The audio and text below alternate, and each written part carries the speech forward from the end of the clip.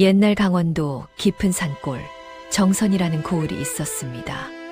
첩첩이 솟은 산봉우리가 병풍처럼 고을을 둘러싸고 있었고 그 사이로 난 좁은 길은 한양과는 까마득히 먼 세상을 이어주는 유일한 길이었지요.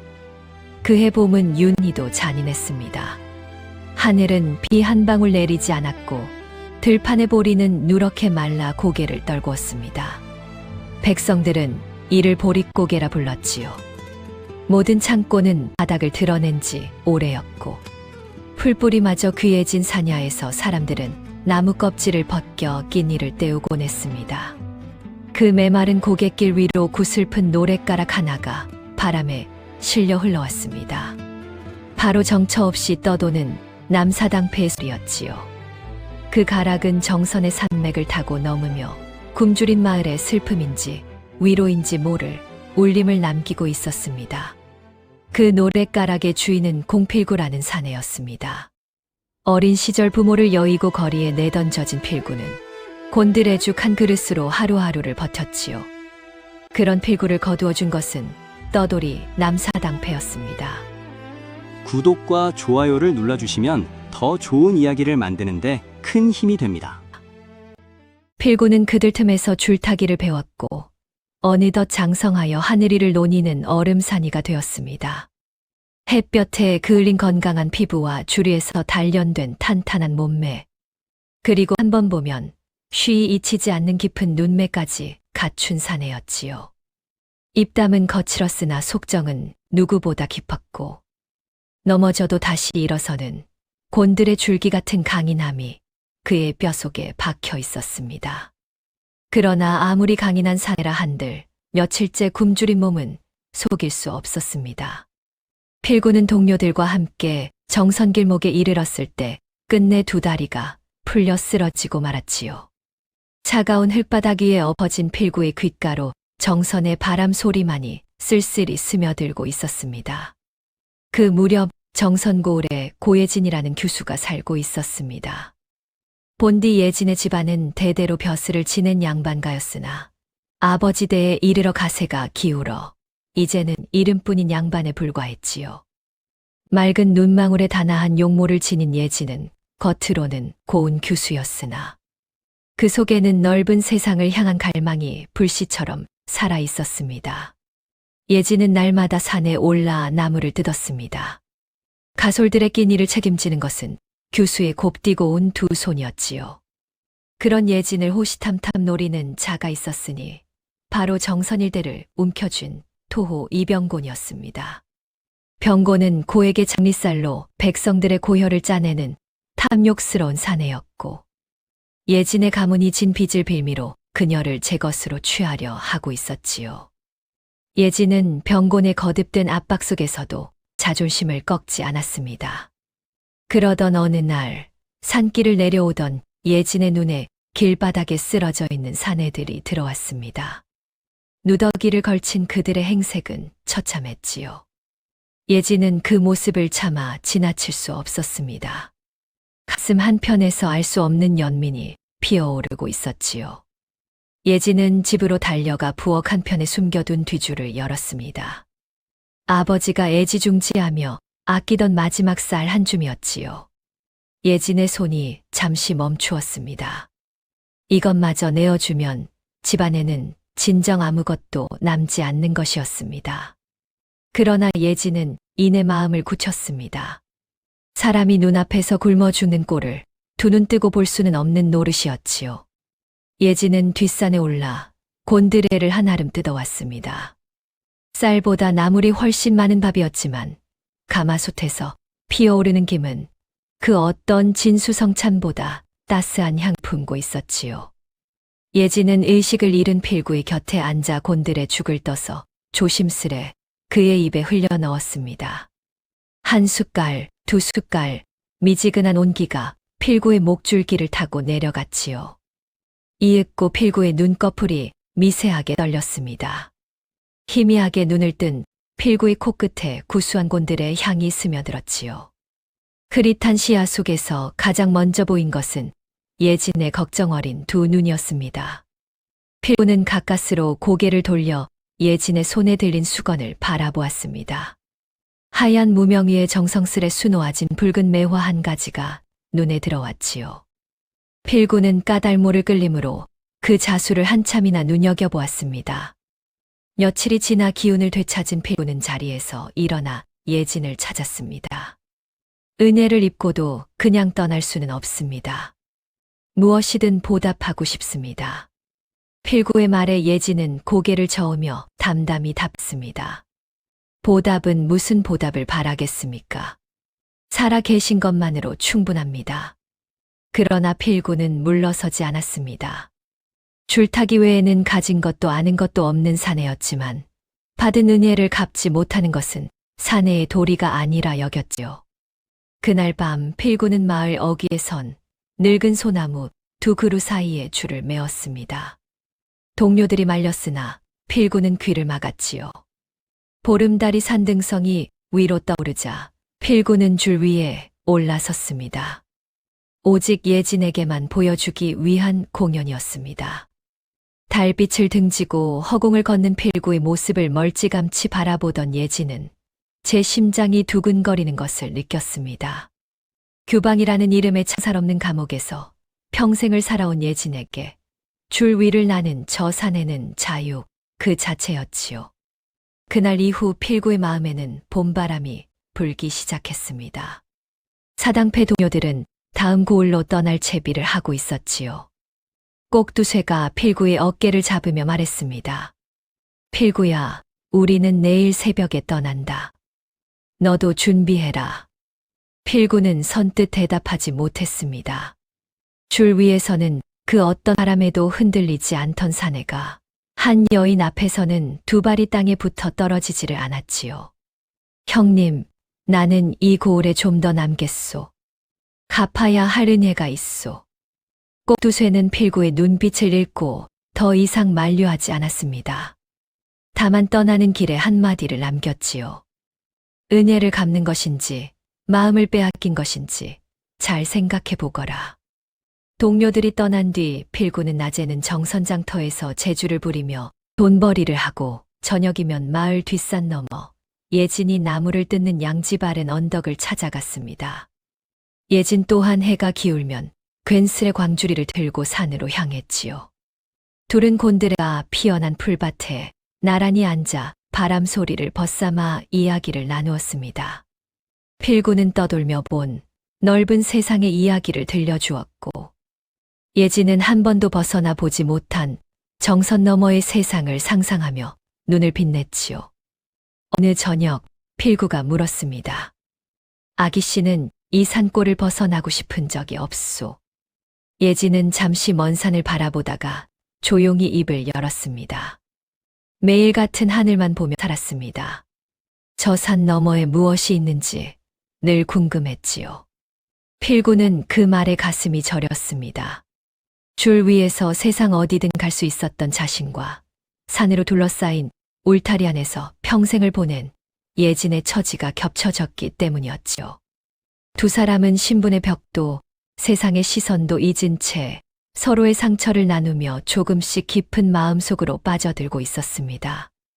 어느 날 필구는 예진에게 건넬 곤드레를 뜯기 위해 깊은 산속으로 들어갔습니다. 한참을 오르다 보니 사람의 발길이 닿지 않는 골짜기에 이르렀지요. 그곳에 허름한 움막 하나가 서 있었고 그 앞에 백발이 성성한 노인이 바둑판을 펼쳐놓고 혼자 돌을 놓고 있었습니다. 필구가 예를 갖추어 인사를 건네자 노인은 고개도 들지 않은 채 입을 열었습니다. 줄 위를 걷는 사내로구나. 바람에 흔들릴지언정 꺾이지 않는 풀이 있느니 그것이 널 살릴 것이다. 필구는 등골이 서늘해졌습니다. 자신이 줄타기꾼이라는 것을 대체 어찌 알고 있는 것인지 알 수 없었지요. 어르신은 누구십니까? 노인은 그제야 고개를 들어 필구를 바라보았습니다. 깊은 주름 사이로 빛나는 눈동자에는 세상의 풍파를 겪은 자만이 가질 수 있는 서늘한 지혜가 서려 있었지요. 나는 이 산의 맥을 읽던 직관이었느니라. 허나 아래 고을의 그 탐관에게 땅을 뺏기고 이리 숨어든 지 벌써 10년이 넘었구나. 필구는 귀가 번쩍 뜨였습니다. 탐관이라 함은 이병곤을 가리키는 것이 분명했지요. 노인은 바둑돌 하나를 탁 내려놓으며 말을 이었습니다. 그자의 집터에는 치명적인 허점이 있느니라. 동쪽 담 아래 땅이 약하여 비만 오면 무너지게 되어 있지. 허나 그보다 중요한 것은 그자가 감추고 있는 종이 뭉치이니 그것을 찾으면 그자의 목줄을 쥐는 것이나 다름없느니라. 필구는 노인의 말을 가슴 깊이 새겼습니다. 곤들의 한 묶음을 노인의 움막 앞에 놓아두고 산을 내려오는 필구의 발걸음은 올라올 때와는 사뭇 달랐지요. 그로부터 며칠 뒤 예진의 집에 불청객이 찾아왔습니다. 이병곤이 하인 대여섯을 거느리고 대문 앞에 버티고 선 것이었지요. 병곤은 기름기 흐르는 얼굴에 능글맞은 웃음을 띠고 예진의 아버지를 불러 세웠습니다. 고생원, 내가 빌려준 장리쌀이 이자까지 합하면 벌써 쌀 20섬이오. 갚을 능력이 없다면 방법은 하나뿐이지 않겠소? 예진의 아버지 고생원은 핏기 없는 얼굴로 고개를 숙인 채 아무 말도 하지 못했습니다. 병곤은 부채를 탁 접으며 목소리를 낮추었지요. 따님을 내게 보내시오. 그러면 빚은 깨끗이 없던 것으로 하겠소. 허나 거절하신다면 관아에 고하여 대개 가문을 영모로 엮을 수밖에 없소이다. 영모라는 두 글자에 고생원의 안색이 사색으로 변했습니다. 빚도 갚지 못하는 처지에 영모의 누명까지 씌워진다면 가문은 뿌리째 뽑히는 것이었지요. 고생원은 그 자리에서 가슴을 부여잡고 쓰러지고 말았습니다. 예진이 달려와 아버지를 부축했으나 고생원은 이미 의식을 잃은 뒤였지요. 병고는 쓰러진 고생원을 내려다보며 코웃음을 치고 돌아갔습니다. 사흘을 주겠소. 사흘 안에 답을 내리시오. 그날 밤 예진은 아버지의 머리맡에 앉아 하염없이 눈물을 삼키고 있었습니다. 바로 그때 창문 밖에서 작은 소리가 들려왔지요. 아기씨, 나요. 필구였습니다.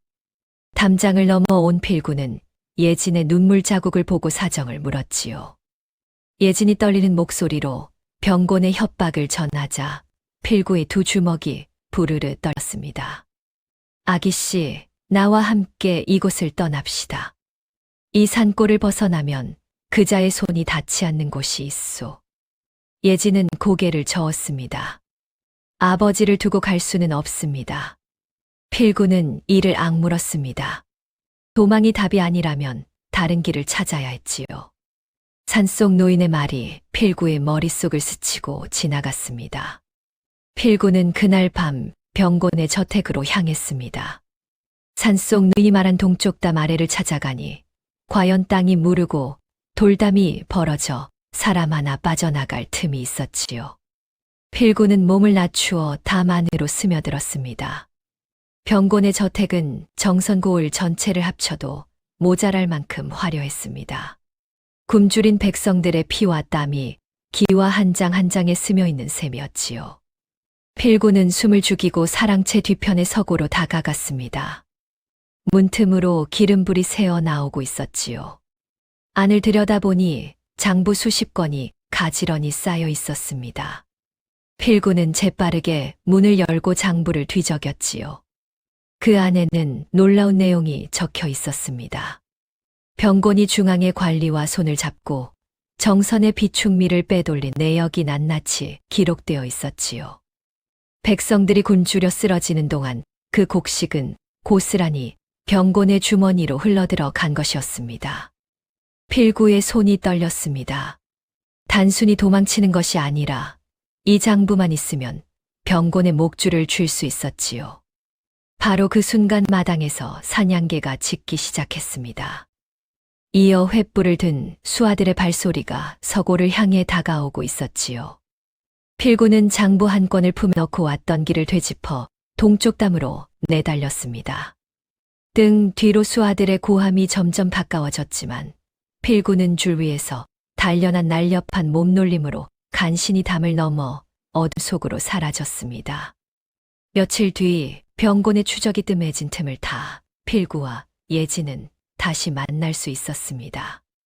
보름달이 휘영청 떠오른 밤이었지요. 두 사람은 곤드레가 무성히 피어난 뒷산 양지에 나란히 앉았습니다.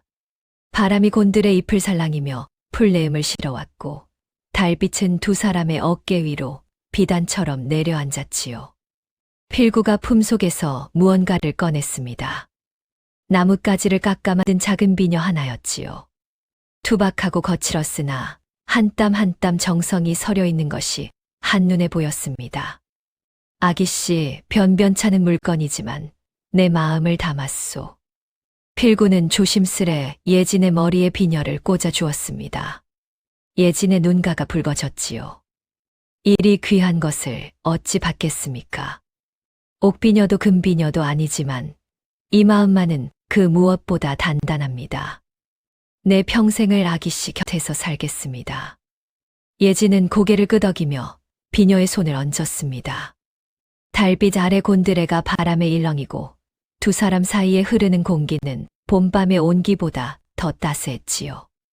그러나 예진의 마음 한편에는 차가운 그림자가 드리워져 있었습니다. 병고는 반드시 다시 올 것이고 그때 필구가 위험에 빠지는 것은 아닌지 두려웠지요. 도령님, 저 때문에 해를 입으시면 어찌합니까? 차라리 저를 잊고 떠나 주십시오. 필구는 고개를 저었습니다. 곤드레는 거친 바람에도 뿌리를 놓지 않는 풀이요. 나 또한 그러하오. 아기씨를 두고 떠나느니 차라리 이 자리에서 뿌리를 내리겠소. 예진은 더 이상 말을 잇지 못했습니다. 눈가에 맺힌 이슬이 달빛에 반짝이며 볼을 타고 흘러내렸지요. 산 아래 고을은 깊은 잠에 빠져 있었고 이 밤의 고요 속에서 두 사람의 마음만이 소리 없이 하나로 물들어가고 있었습니다.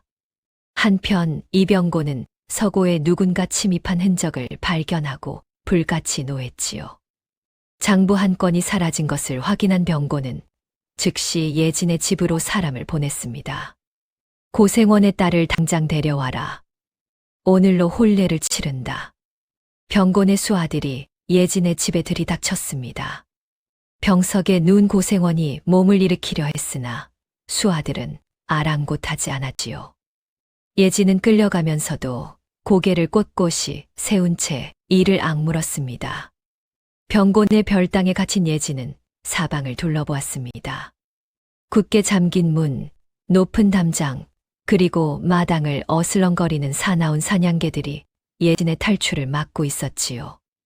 그 소식을 전해들은 필구는 곧장 병곤의 저택으로 달려갔습니다. 다른 방법을 찾을 겨를이 없었지요. 어둠을 틈타 담장 위로 몸을 날렸지만 사냥개의 날카로운 이빨이 필구의 종아리를 물어뜯었습니다. 수아들이 몰려들었지요. 필구는 주먹과 발길질로 버텼으나 대여섯 명의 장정을 당해낼 수는 없었습니다. 모진 매질이 이어졌고 필구의 입에서 피가 흘러내렸습니다. 병곤이 필구 앞에 나타나 부채로 턱을 들어 올리며 말했습니다. 이 천한 광대놈이 내 담을 넘다니 간이 배 밖으로 나왔구나. 오늘은 목숨만 살려 보내주겠다. 다시 얼씬거리면 그때는 목을 쳐 장터에 내걸겠다. 필구는 끌려나와 장터 한복판에 내팽개쳐졌습니다. 온몸이 만신창이가 된 채 찬 땅바닥 위에 나뒹구는 필구의 귀에 정선의 바람 소리만이 쓸쓸히 스며들었지요. 별땅에 갇힌 예진은 잠을 이루지 못하고 있었습니다. 필구가 잡혀 매질을 당했다는 소식을 담 너머로 들은 예진은 가슴이 찢어지는 듯했지요. 그러나 주저앉을 수만은 없었습니다. 예진은 눈물을 닦고 별당 안을 샅샅이 뒤지기 시작했지요. 병곤이 이 별당을 서재로도 쓰고 있었던 모양이었습니다. 벽장 안쪽 깊숙한 곳에 봉해진 서찰 묶음이 숨겨져 있었지요. 예진은 떨리는 손으로 서찰을 펼쳤습니다. 그 안에는 소름이 돋는 내용이 적혀 있었습니다. 수년 전 정선군수가 갑작스레 병사한 것은 병이 아니라 병곤이 보낸 독이 원인이었지요. 병곤은 군수를 죽이고 그 빈자리에 자신의 사람을 앉힌 뒤 정선을 제 소나귀에 넣은 것이었습니다. 서찰에는 독을 구한 경위와 관련된 자들의 이름이 낱낱이 적혀 있었지요. 예진은 숨을 삼켰습니다. 이 서찰 하나면 병곤의 숨통을 끊을 수 있었지요. 예진은 서찰을 치마 속 깊이 감추었습니다. 이것을 반드시 필구에게 전해야 했지요. 그러나 담자 밖에는 사냥개와 수하들이 지키고 있었습니다. 예진은 이를 악물었지요. 기회는 반드시 옵니다. 그때를 놓치지 않겠습니다. 예진은 마음을 다잡고 홀레나를 기다리기로 했습니다. 병곤이 방심하는 그 순간이야말로 유일한 틈이 될 것이었지요. 별당 창문 사이로 스며드는 달빛이 예진의 굳은 두 눈을 비추고 있었습니다. 장터 한편에 쓰러져 있던 필구를 거두어 준 것은 뒤늦게 소식을 듣고 되돌아온 사당패 동료들이었습니다. 꼭두쇠가 필구의 상처에 약을 바르며 한숨을 내쉬었지요. 이 꼴이 되도록 대체 무슨 짓을 한 게냐. 필구는 대답 대신 동료가 내민곤들의 죽 한 그릇을 받아들었습니다. 구수한 향이 코끝을 적시자 필구의 눈에 힘이 돌아왔지요. 한 숟갈, 두 숟갈 죽을 넘기며 필구는 굳은 결심을 했습니다. 형님, 나는 도망치지 않겠소. 필구의 목소리에는 전에 없던 무게가 실려 있었습니다. 그 놈의 횡포에 눈물 흘리는 것은 예진 아기씨만이 아니오. 이 고을 백성 모두가 그자의 주먹 아래 신음하고 있소. 내가 가진 것은 보잘것없으나 이 한 몸 불사르면 길은 열리지 않겠소. 꼭두쇠는 필구의 눈을 가만히 들여다보았습니다. 그 안에 더 이상 떠돌이 광대의 눈빛은 없었지요. 필구는 품속에 감추어둔 장부를 꺼내 동료들에게 보여주었습니다. 백성들의 곡식을 빼돌린 기록을 확인한 동료들의 얼굴이 분노로 붉어졌지요.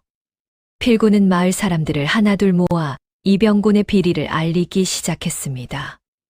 어느덧 홀레날이 밝았습니다. 병곤의 저택은 온갖 비단과 꽃으로 치장되어 있었지요. 정선 백성들의 피로 차린 잔치였으나 병곤은 의기양양하게 대청마루에 앉아 손님들을 맞이하고 있었습니다. 바로 그때 댐 밖에서 소란이 일었지요. 누더기를 걸친 사내 하나가 마당으로 들어서더니 병곤 앞에 털썩 무릎을 꿇었습니다. 바로 필구였지요.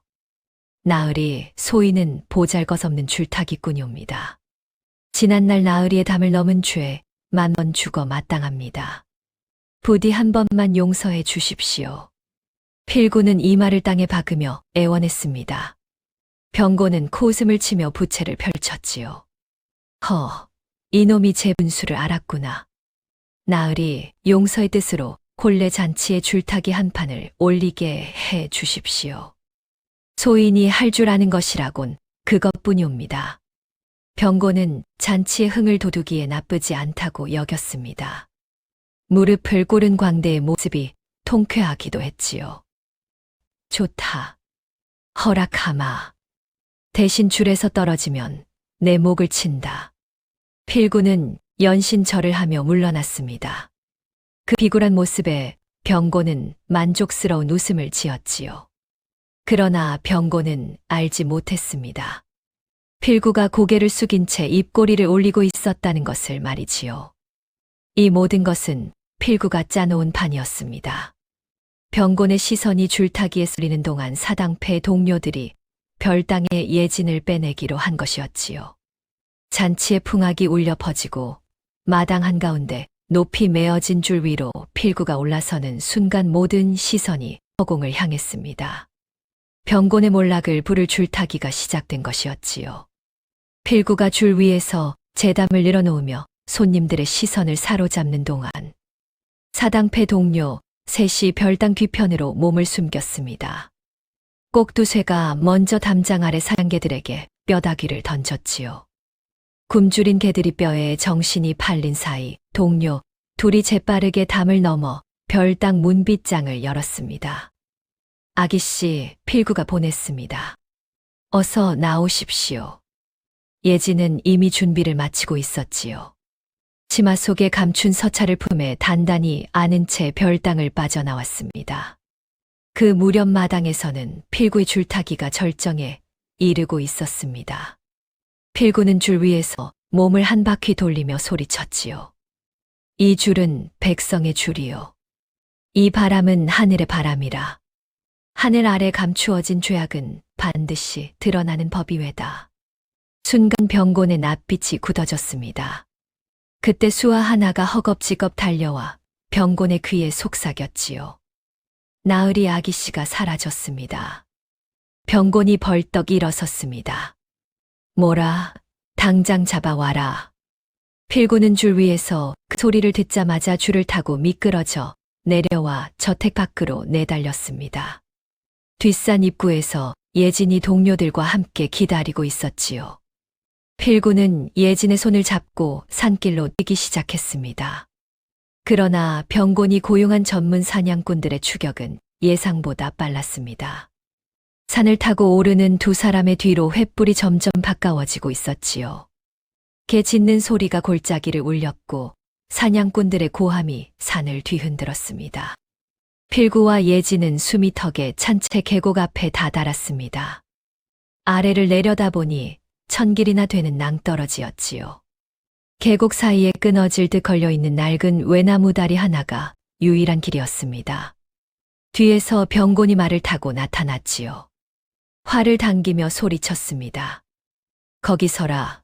그 계집을 놓고 가면 목숨만은 살려주마.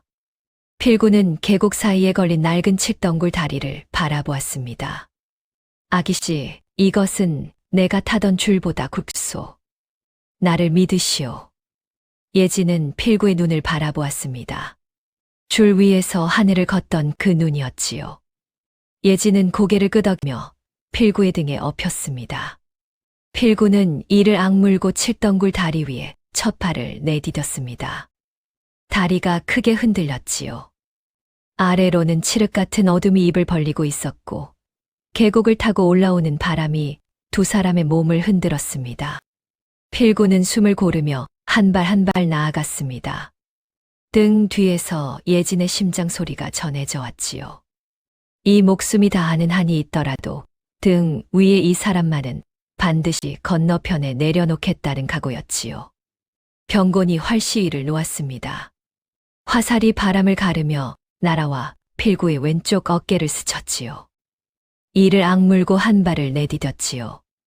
등 위에 예진이 소리를 삼키며 필구의 어깨를 움켜쥐었습니다. 괜찮소. 눈을 감고 내 등에만 의지하시오. 아래로는 달빛조차 닿지 않는 1000길 낭떠러지가 입을 벌리고 있었습니다. 필구는 몸의 중심을 낮추었습니다. 줄 위에서 익힌 몸놀림이 본능처럼 필구의 두 발을 붙잡아 주었지요. 필구의 발이 마침내 건너편 땅을 밟았지요. 그 순간 반대편 어둠 속에서 사당패 동료들이 뛰어나왔습니다. 지금이다. 끊어라. 동료들이 일제히 도끼를 내리쳤지요. 병곤이 수하들을 몰아 다리 위로 올려보냈으나 이미 늦었지요. 다리는 산산이 끊어져 계곡 아래로 떨어져 내렸습니다. 건너편에서 병곤이 분노에 찬 울부짖음을 토해냈지요.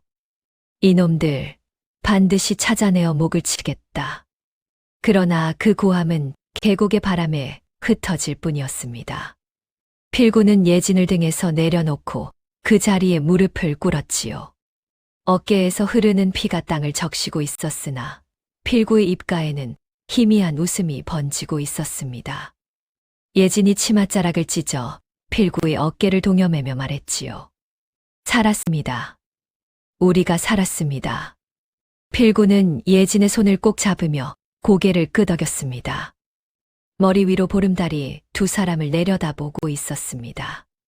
필구는 이미 손을 써두고 있었습니다.